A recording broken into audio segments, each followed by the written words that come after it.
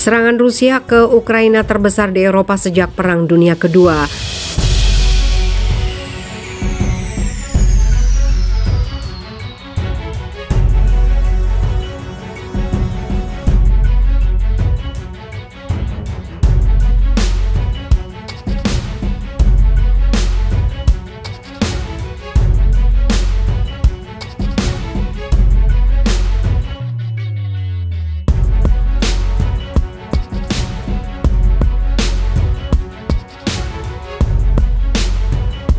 Rusia melancarkan invasi besar-besaran di Ukraina lewat darat, udara, dan laut pada Kamis 24 Februari 2022.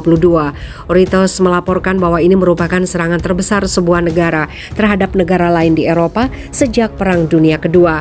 Kekhawatiran Barat tentang kemungkinan meletusnya perang besar kini menjadi kenyataan. Kepala Urusan Luar Negeri EU, Josep Borrell, juga berjanji untuk memberikan sanksi yang belum pernah dijatuhkan oleh blok itu sebelumnya. Ini merupakan salah satu masa paling kelam di Eropa sejak Perang Dunia Kedua, kata Borrell. Rudal-rudal Rusia menghujani kota-kota Ukraina. Ukraina melaporkan iring-iringan pasukan melintasi perbatasannya ke arah timur wilayah Chernihiv, Kharkiv, dan Luhansk. Pasukan lainnya tiba dari laut di kota-kota Odessa dan Mariupol di bagian selatan.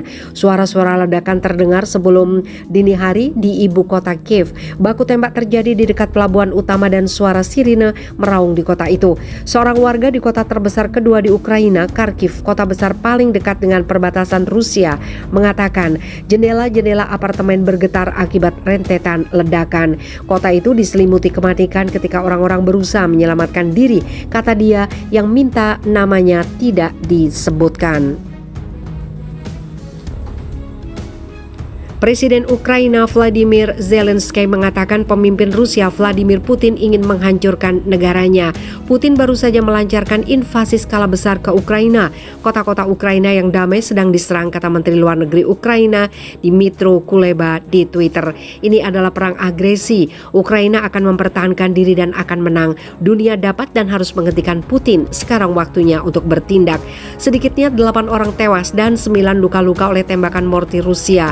Seorang penasihat Kementerian Dalam Negeri Ukraina mengatakan Putin menyatakan dalam pidato di televisi bahwa dia telah memerintahkan sebuah operasi militer khusus untuk melindungi orang-orang termasuk warga Rusia yang telah menjadi target genosida di Ukraina. Sebuah tuduhan yang dipandang sejak lama oleh Barat sebagai propaganda absurd, dan untuk itu kami akan berjuang bagi demilitarisasi dan denazifikasi Ukraina, kata Putin.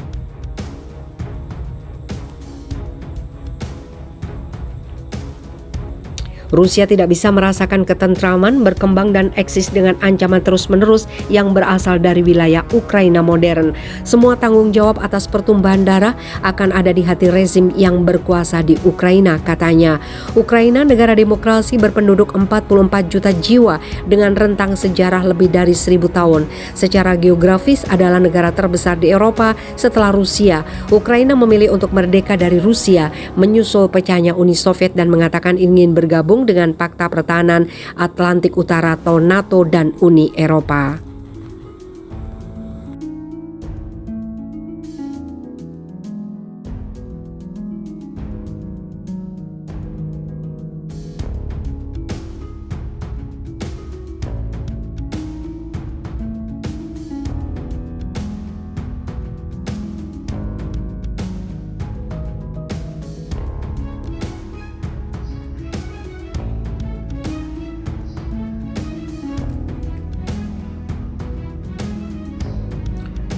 Donetsk membara, kontak tembak pasukan Rusia dan Ukraina pecah. Kontak tembak kembali pecah antara pasukan Rusia dan militer Ukraina di dekat desa Vodiany, Donetsk, Ukraina, Rabu 9 Februari. Operasi pasukan gabungan Ukraina mengkonfirmasi serangan pasukan Rusia melancarkan serangan lebih dulu dengan granat dan senjata anti-tank portable. Di luar Vodiany, posisi Ukraina berada di bawah peluncur granat anti-tank genggam dan tembakan senjata anti-tank portable yang dipasang di tripod. Bunyi pernyataan operasi pasukan gabungan Ukraina dikutip FIFA militer dari Ukrinform. Militer Ukraina menuding bahwa pasukan Rusia kembali melakukan pelanggaran gencatan senjata yang menjadi kesepakatan kedua negara dalam perjanjian Minsk. Tudingan itu muncul karena Rusia dianggap menyerang pasukan Ukraina dengan menggunakan senjata yang dilarang dalam perjanjian Minsk. Angkatan bersenjata Ukraina memastikan pasukannya berhasil memukul mundur posisi pasukan Rusia dan memaksanya untuk mengakhiri serangan. Keadaan berangsur tenang hingga pukul 7 waktu setempat Kamis 10 Februari setelah berhasil dipukul mundur. Pasukan Rusia kembali ke basis pertahanannya dan tidak melakukan serangan susulan.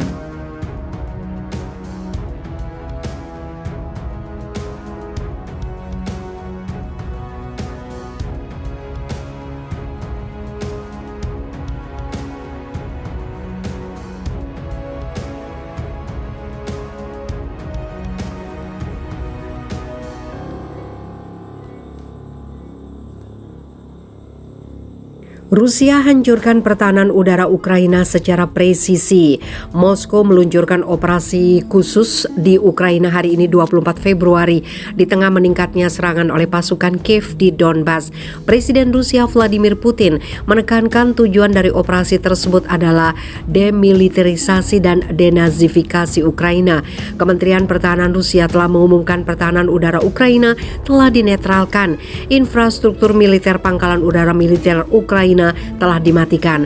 Pertahanan udara Angkatan Bersenjata Ukraina telah dinetralkan, ungkap pernyataan Kemhan Rusia. Kementerian Pertahanan Rusia juga mencatat layanan perbatasan Ukraina tidak menunjukkan perlawanan terhadap pasukan Rusia. Sebelumnya, Kementerian Pertahanan menyatakan senjata presisi telah digunakan untuk menetralisir infrastruktur militer dan Angkatan Udara Ukraina. Rusia menekankan tidak ada ancaman terhadap penduduk sipil.